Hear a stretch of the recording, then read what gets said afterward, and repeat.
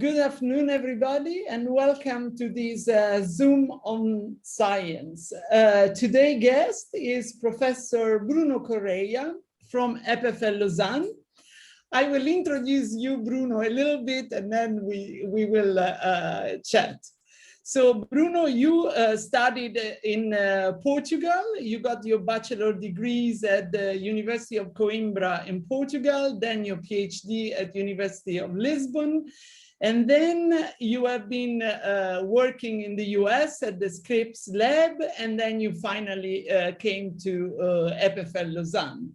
And in the past, as far as I can see, you also were at University of Washington, where I assume you got in touch with the Rosetta people and you discovered the Rosetta software. So first of all, thank you again for your time, for your availability and your willingness to talk to us a little bit about your research. So my first question is, keeping in mind that this is an audience of non-expert. I mean, of course, there are some domain scientists, some technical people, some computer scientists. Would you be able to explain to us a little bit the focus of your research? Absolutely. So thanks a lot for having me here. And yes, you are right that I did get my degree from the University of Lisbon, but in fact, I spent 5 years at University of Washington doing research. So that's where things get confusing. But yes, so all your assumptions are right. So let me basically try to summarize what we do here in the group, particularly at the very fundamental level in terms of what the main tasks and the main problems that we try to address here, and then with a few more sentences about some of the applications for what we use. So we are a group that uses computational tools to engineer novel proteins. So for those of you that don't think about proteins every day, they're just basically polymers of 20 amino acids. And one of the things that it's very important for the activity of these proteins is their three-dimensional structure. Once they acquire this three-dimensional structure, we say that they're folded proteins, and typically these are the molecular entities inside of our body and cells that carry out the biochemical activities that cells need to be sustained. So, but perhaps, at the very high level, something that you might know is that most of the proteins that we know about, they are in fact the product of many years and years of evolution. So these sequences that we get to know when we sequence the human genome and when we sequence all these bugs that are, buried somehow in the sea and in land, they're actually a product of needs of these bugs to live, right? That's why live and, and multiply and all these things. But, as it turns out, sometimes some of the needs we have as humans and, to transform the world for our own purposes, and we can discuss if it's the best purposes or not, but sometimes we have the need to engineer novel molecular entities to perhaps, perform enzyme reactions or to make new vaccines. Yeah. And some of these sequences have not been created by nature, and that's why trying to come up with a rational way of doing it and using computers to sample the new potential molecules we could design is what our group does. And I can tell you a bit more in detail, but For now, Yeah, I will pass the ball for you. No, maybe it would be nice if you could maybe give it one or two examples of what are the achievements that you were able to reach by using CSCS infrastructure. Because I mean, we are a service provider. We offer, I mean, these big supercomputers. So could you give us a couple of examples? Absolutely, yes. So let me tell you also just, so as Maria mentioned before, you know, we have a couple of projects that we run in the CSCS. Notably, one of them is actually related to vaccine engineering. And I just want to explain you at a very high level what we're doing here. And so as I've mentioned to you, this proteins do acquire a three-dimensional structure. And one of the things that we do is to essentially transplant motifs of structure that are identified by the immune system to create antibodies. I think by now everybody is very familiar with what antibodies are, and you know, and all these things. So I don't need to explain all too much, but essentially once we know that there's a site in a protein that the immune system likes to recognize and to neutralize, let's say, a virus, we try to create molecules which present the same types of structure, and we simulate all these possible sequences that can present this type of structure. And then we use this as vaccine antigens. So basically, and please correct me if I'm saying something wrong. So you are trying to create in your lab some system that would actually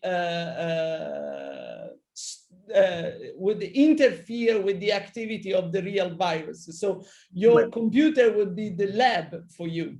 Exactly. So basically it is that way, but let me just sort of like correct you a little bit. Yeah, we're trying is to create these molecules that somehow pretend they are the virus, but they're not. Okay. And then, you know, the immune system sees these molecules and so like, oh, well, this is foreigner to my body. So let me start making antibodies against these molecules. Yeah.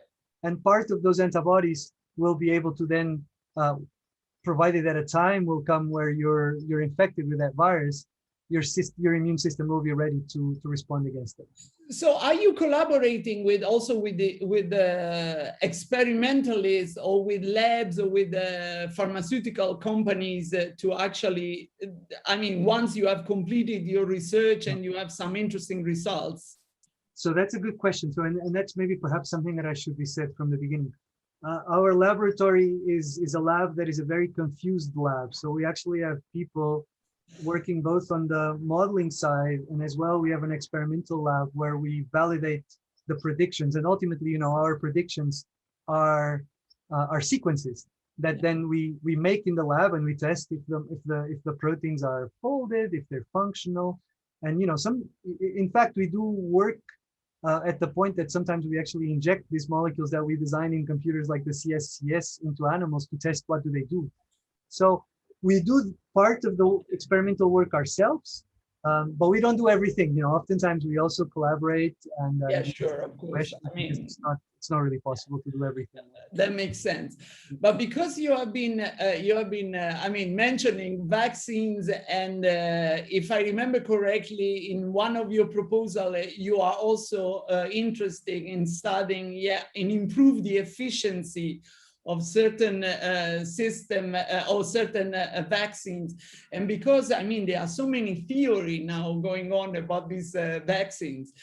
First of all, as a scientist, I mean, I know has been said in many occasions, but maybe we can also repeat it.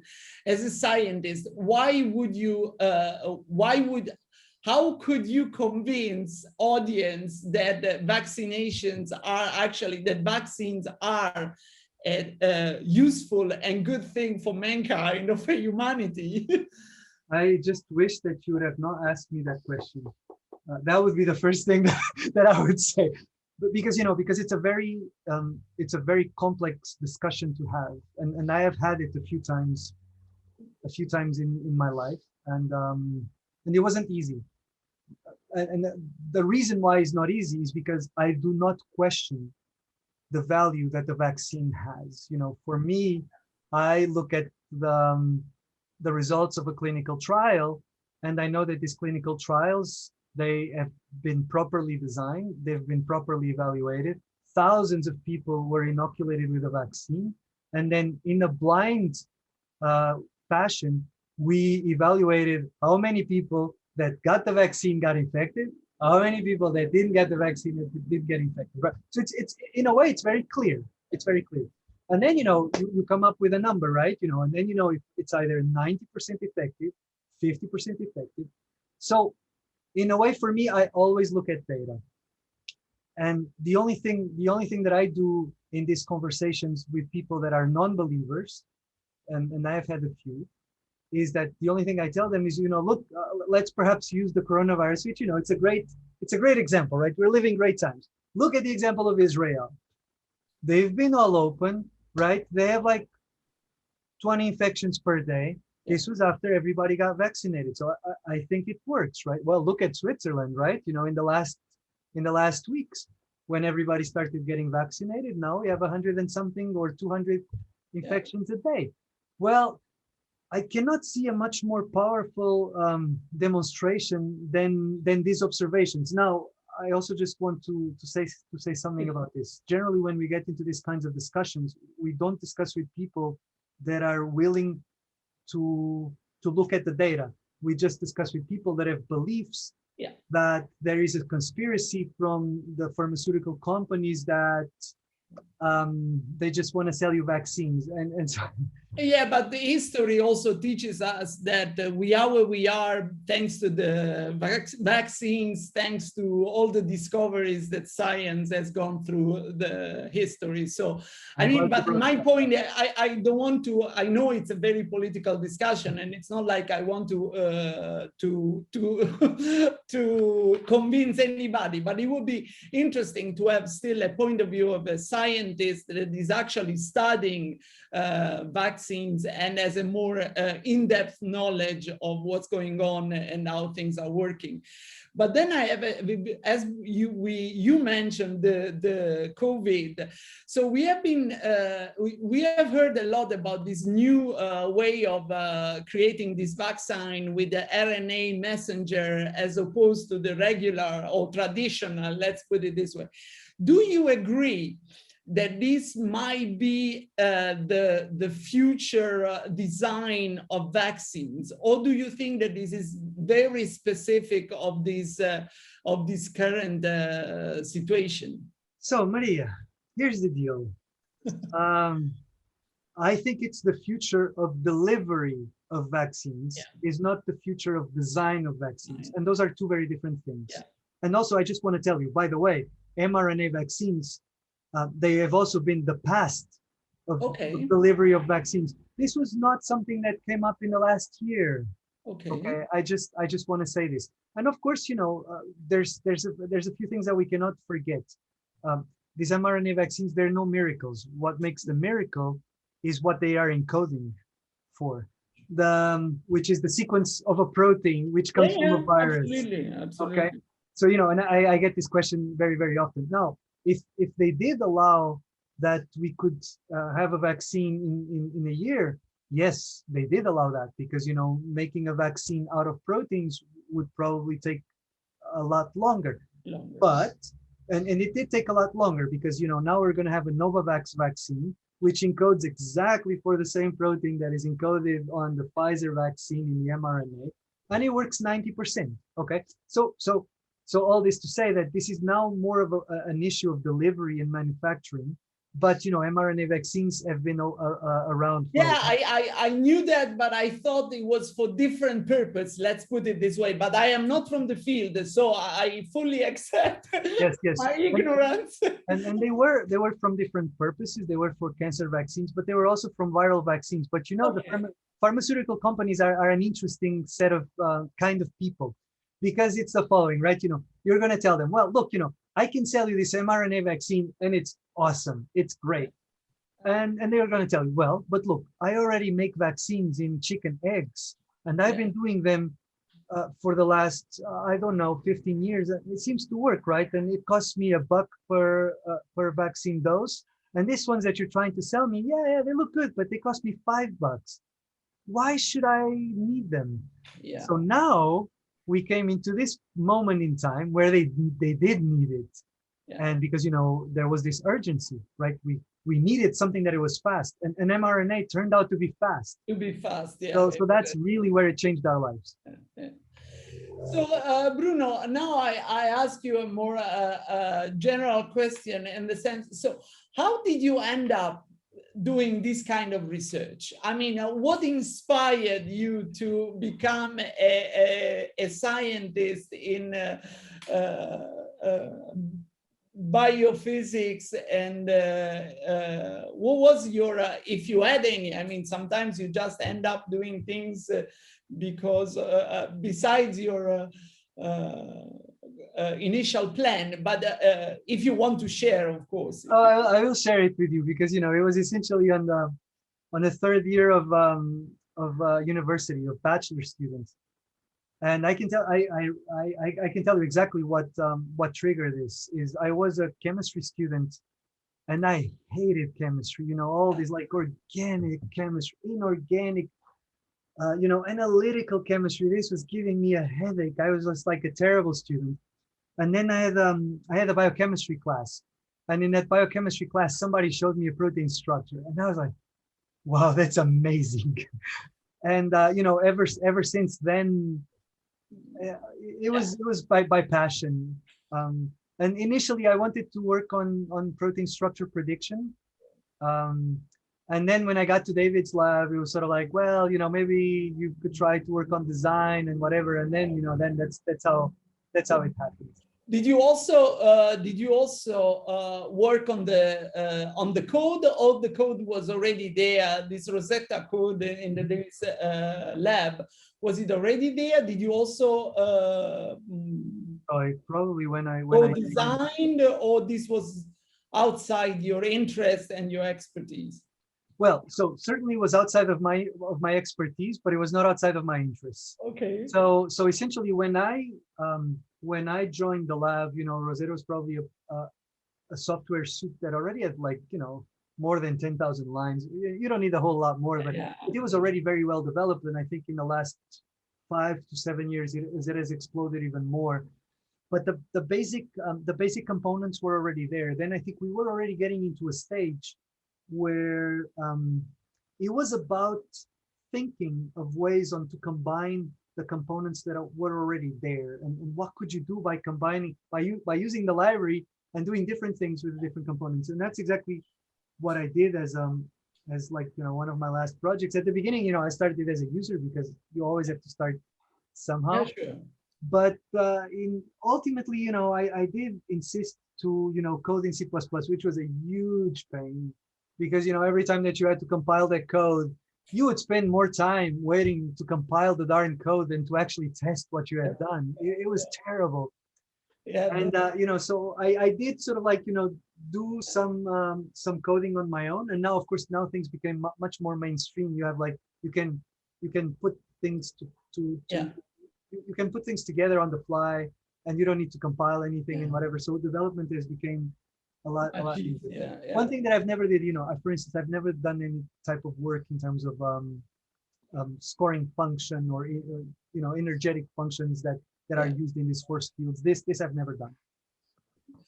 Okay, I don't know if CSCS staff already has some questions. I see one from an anonymous attendee that is too scared to speak, and he says, is the molecule supposed to imitate the virus structure? Is the virus structure that is eliminated from the body, I guess he wants to put. So exactly. So I guess, basically the question here, as I mentioned before, some of these molecules that we design, they are in fact supposed to imitate the structure of the virus. But then, ultimately they will be eliminated. They only have sort of different types of half-lives. Interestingly enough, the immune system is very sensitive. So when it sees something that is foreigner, it reacts very quickly, and so it does get eliminated. Yes. I see a hand raised. Victor, please. So I have Victor from CSCS. Just one question related to the scoring function that you mentioned in Rosetta. Do you see that there's any future for, instead of having the score function they will design right now to be one based on molecular simulations, but also with machine learning? Well, look, I think, all in all, the field is moving towards that direction very, very quickly. And that's also happening here in the lab, ultimately. So, and there has been some type of, I could say probably seminal work, even in people trying to learn scoring functions or potentials, let's call it that way, because it's more correct, energy potentials. Through machine learning, for sure, and people do incredible things, right? Because you just basically start learning from an ensemble of structures, and in a way, yeah, you learn potentials that are very physics based, and it's almost like magic, because then you compare them to the sort of like more molecular mechanics potentials that have been used for decades, and they do match up. But now, rather than having a scoring function that has, let's say, 15 terms or whatever, you can have a scoring function that has like, thousands. So in a way, it's interesting because you will perhaps be able to capture other types of interactions which you do not know how to describe very well, but just because you don't have any kind of handcrafted descriptors or scoring terms, you will allow the system to sort of like learn whatever is there to learn. I see. That, A second question, if you may allow me, Maria Grazia. As many as you want, Victor. Okay, so it's a question related to the code itself that you mentioned. So is there any interest, or is there any way that CSCS can help you with your coding, such that, Rosetta has not all modules are GPU enabled. I don't know if your module is also GPU enabled, and if it makes sense to also make like scale better with MPI. I don't know if it makes sense for your workflow. Yes, I think so. So let me tell you, we're going over a very sharp transition even here in the group. We still use the old Rosetta, but we're now sort of like moving towards using this type of AlphaFold programs, which is perhaps a name that has a lot of glamour these days. Yes. And basically what these models are is that they're of course, pre-trained networks, some of them that take a long time to pre-train. And we want to use these pre-trained networks for our own specific applications, because what our feelings are right now is that, whatever the traditional approach had to give you, it already did. It kind of stagnated. Okay. So with this idea that now using a lot of information coming from natural sequences and leveraging this information from thousands of or millions of sequences and hundreds of thousands of structures could perhaps be the future. And here, I think we, of course, or I, of course, I'm not an expert because I wasn't even trained in this type of modeling frameworks, using much more this machine learning type of approach. But we start getting a crop of students in the lab which clearly bring a different type of flavor to the research we're doing.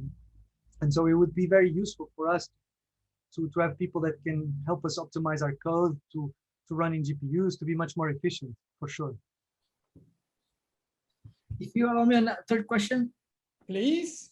So on this context of training and how can I say the people accepting already the new way or something like that. I don't know if it's very political this question, but do you think there is any competition, or the people don't accept so much the non-force field functions where you have this potential that are trained based on I don't know, databases that are static from X-ray or something like that, like Rosetta? They're non-physical compared to physical force fields. Do you see that there is some sort of prejudice against this type of research? Oh, I think introduce machine learning also would increase it. Yeah. So I think there's prejudice. There's always prejudice against the new thing, if you know what I mean. I think, whenever Rosetta came, because, Rosetta was also sort of like, if you think about the energy potential, or I'm not even very comfortable in calling it an energy potential. It's really a scoring function. It is basically, a pragmatic approximation of fitting. whatever works the best, however this linear combination of terms performs the best for the task we have in mind, we use it. And not always it comes up with the best solution. Not always it makes sense, but it's what performs the best. So, and by that time, when Rosetta started coming, the people from molecular dynamics were like, or from the more purist physics-based force fields, they're like, well, but you don't really have an idea. This is not really an energy, and that's true. But it did work for the tasks that we had in hand. It did work for the longest time for protein structure prediction. It worked. It certainly worked much better than many other things that we had around for protein engineering. It certainly worked. But now we're seeing sort of like the resurgence of a different class of techniques. And of course that now, the Rosetta people and other people are like, well, but this is like a black box. You know nothing about what you're doing. And that's certainly true. Most of these machine learning are not interpretable, and you don't really have the explainability is very reduced. So for those of us that like to understand exactly where the contributions come from, it is a little bit of a switch of paradigm.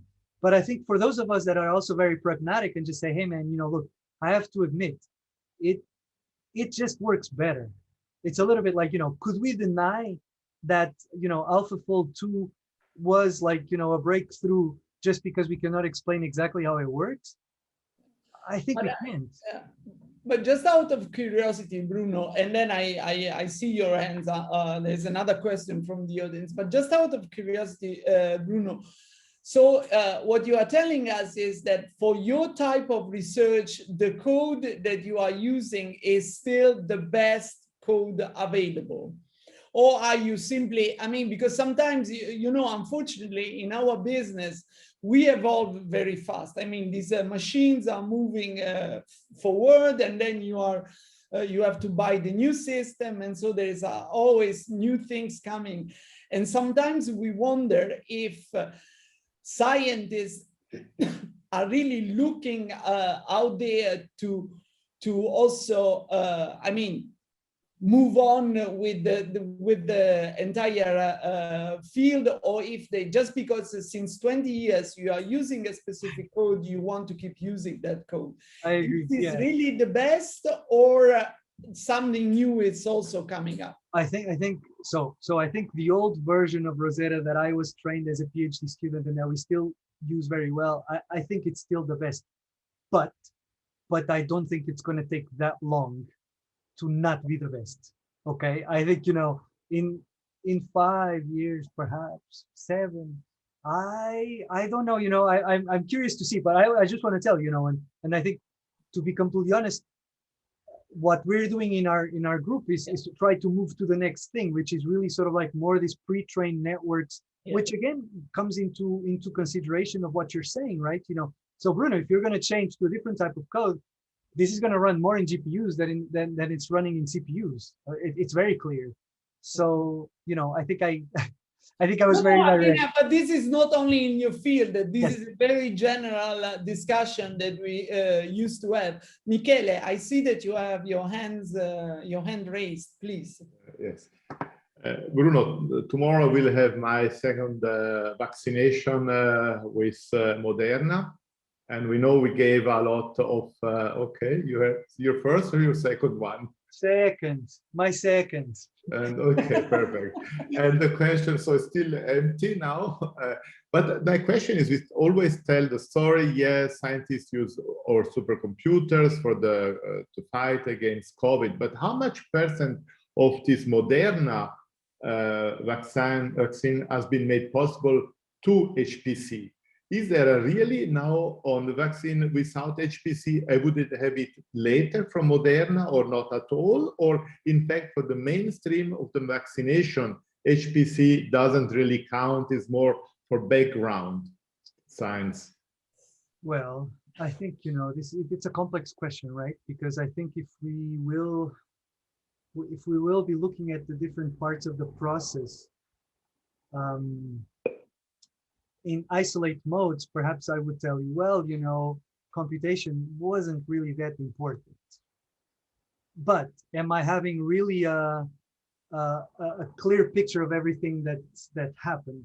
And I think, I think the reality is that it was important, and it was important because, I think you can use a lot of things to understand how the virus work. I think you can use a lot of resources to understand sequencing data.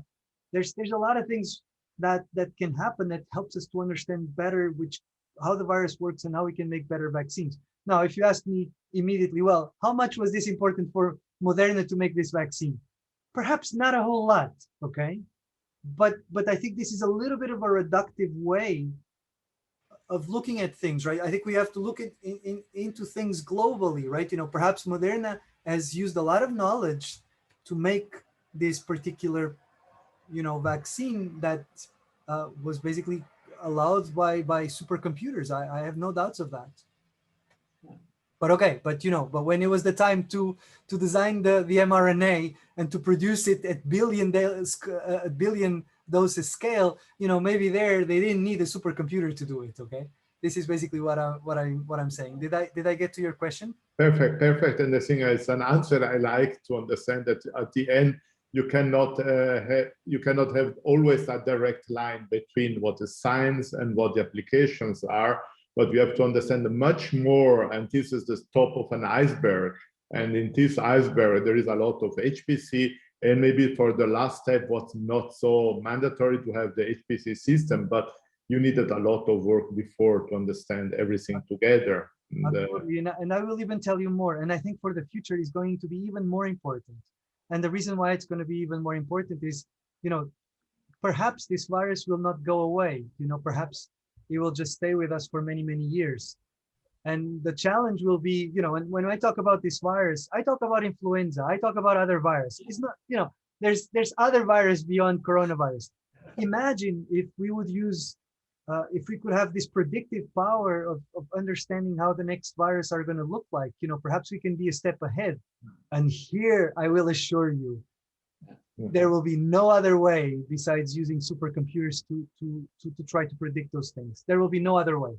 Yeah, actually, you are anticipating my next question. So if you would have unlimited compute powers, or if not unlimited, if you would have a lot of more compute powers than what you actually can get now, do you have already some ideas that you would explore? Because, we go around saying that, every time you increase compute resources and you make more powerful system available for scientists can only come up with more, with maybe some scientific questions that they already had in their drawer and that was waiting for those times. So would you have an idea if you could already, or what you would like to address if you had much more compute power at your disposal?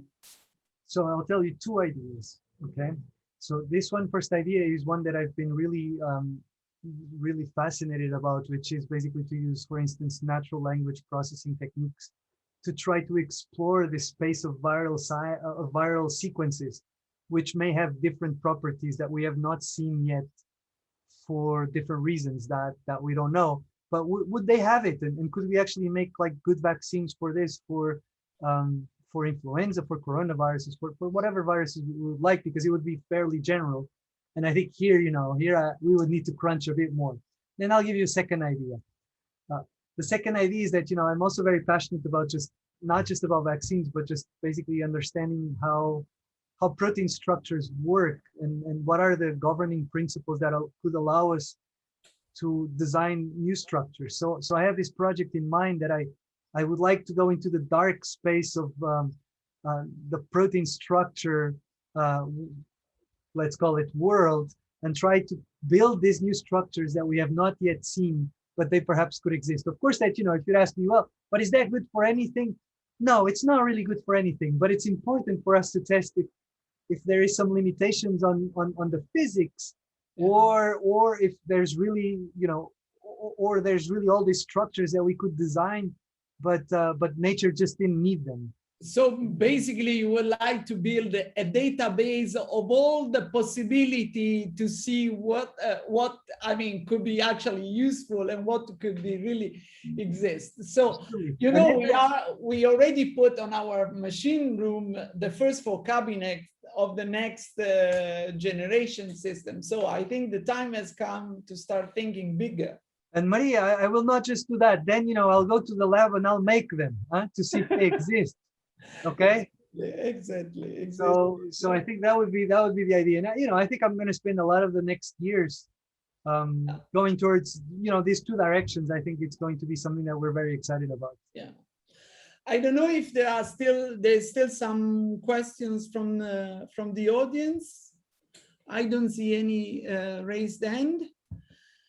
But if not, Bruno, I would like to thank you again for your time, for your availability, and for this chat.